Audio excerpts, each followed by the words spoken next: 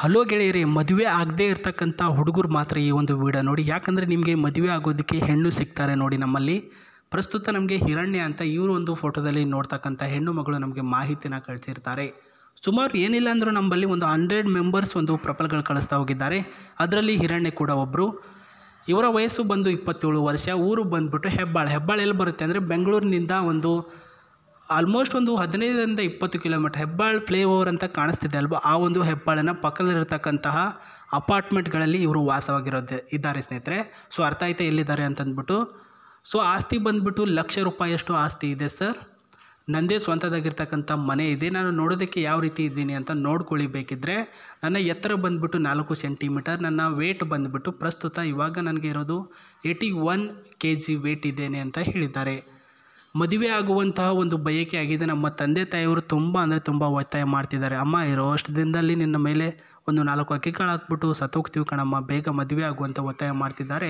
ಹಾಗಾಗಿ ನಾನು ಮದುವೆ ಆಗೋದಕ್ಕೆ ತಯಾರಿ ಮಾಡಿಕೊಂಡಿದ್ದೇನೆ. ನಿಮ್ಮ ಒಂದು ಚಾನಲ್ನ ಮೂಲಕ ಒಬ್ಬ ಒಳ್ಳೆಯ ಮನಸ್ಸಿನ ಹುಡುಗನ ತಿಳಿಸಿ. ಸೊ ನೋಡೋಣ ಎರಡನೇ ಪಾರ್ಟಲ್ಲಿ ಏನು ಹೇಳಿದ್ದಾರೆ ಅಂದರೆ, ಮೊದಲನೇದಾಗಿ ಅವ್ರು ಹೇಳಿರೋದು, ಸರ್ ನಾನು ಯಾವುದೇ ಕಾರಣಕ್ಕೂ ಮದುವೆ ಆದರೆ ಆ ಒಂದು ಹುಡುಗ ಬಂದುಬಿಟ್ಟು ಕುಡಿಯುವಂಥ ಹುಡುಗ ಆಗಿರಬಾರ್ದು. ಸೊ ಮದುವೆಗೂ ಮುನ್ನ ಡೀಸೆಂಟಾಗಿ ಏನು ಕೂಡ ಚಟ ಇಲ್ಲ ಅನ್ನೋ ರೀತಿಯಲ್ಲಿ ಇರ್ತಾರೆ, ಆ ನಂತರ ಕುಡಿತಾರೆ. ಹಾಗಾಗಿ ಬೇಡವೇ ಬೇಡ. ಬೇಕಿದ್ರೆ ಸಿಗರೇಟು ಅಂತ ಸೇತಿದ್ರೆ ಹೇಳಿ, ನಾನೇ ಅದಕ್ಕೆ ದುಡ್ಡು ಕೊಡ್ತೀನಿ, ಹೋಗ್ರಿ ಸೇದ್ಕೊಂಡು ಬನ್ನಿರಿ ಅಂತೀನಿ.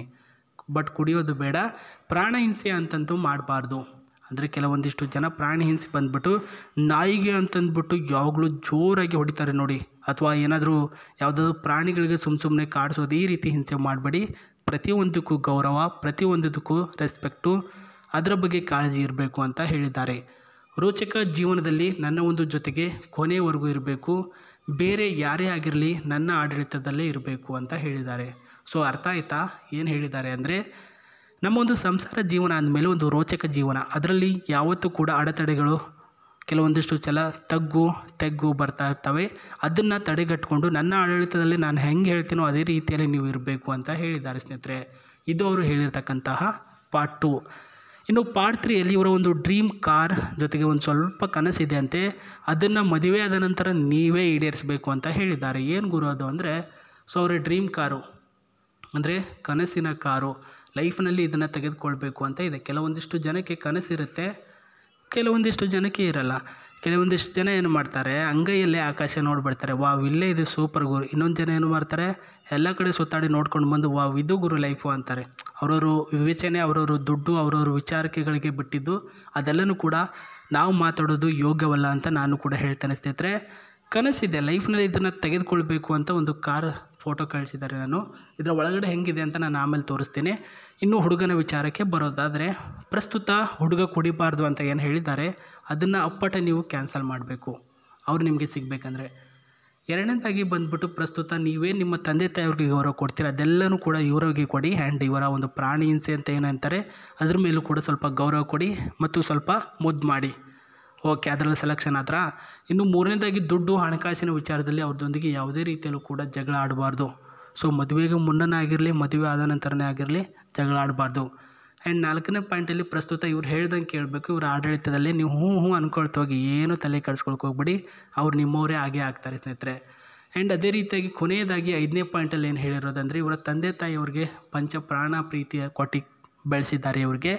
ಅದೇ ಪ್ರೀತಿ ಕಾಳಜಿ ನೀವು ಸ್ವಲ್ಪ ಇವ್ರಿಗೆ ಜಾಸ್ತಿ ಕೊಡಿ. ನೀವು ಹೇಳ್ದಂಗೆ ಅವ್ರು ಕೇಳುತ್ತಾರೆ ಸ್ನೇಹಿತರೆ, ಅವ್ರು ಹೇಳ್ದಂಗೆ ನೀವು ಕೇಳುವಂಥ ಅವಶ್ಯಕತೆನೇ ಇಲ್ಲ. ಯಾಕಂದರೆ ಸ್ವಲ್ಪ ಕೇರು, ಸ್ವಲ್ಪ ಪ್ರೀತಿ, ಸ್ವಲ್ಪ ವಾತ್ಸಲ್ಯ ಜಾಸ್ತಿ ಮಾಡಿದ್ರೆ ಎಲ್ಲನೂ ಕೂಡ ನಾವು ಹೇಳ್ದಾಗೆ ಆಗುತ್ತೆ. ಅದರಲ್ಲಿ ನನ್ನ ಒಂದು ಪಾಯಿಂಟು ಇದು ಹೇಳ್ತಿದ್ದೀನಿ.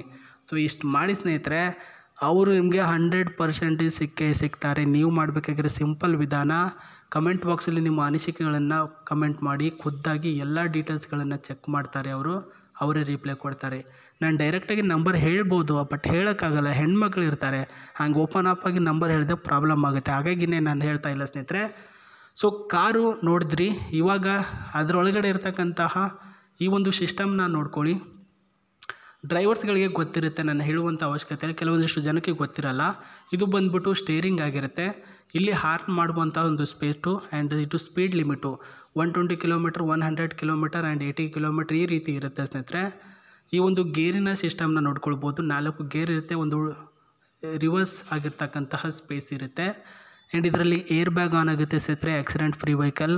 ಆ್ಯಂಡ್ ಇದರ ಮೈಲೇಜಿಂಗ್ ಬಂದುಬಿಟ್ಟು 31, 32 ಅಂತ ಮೈಲೇಜಿಂಗ್ ಕೊಡುತ್ತೆ.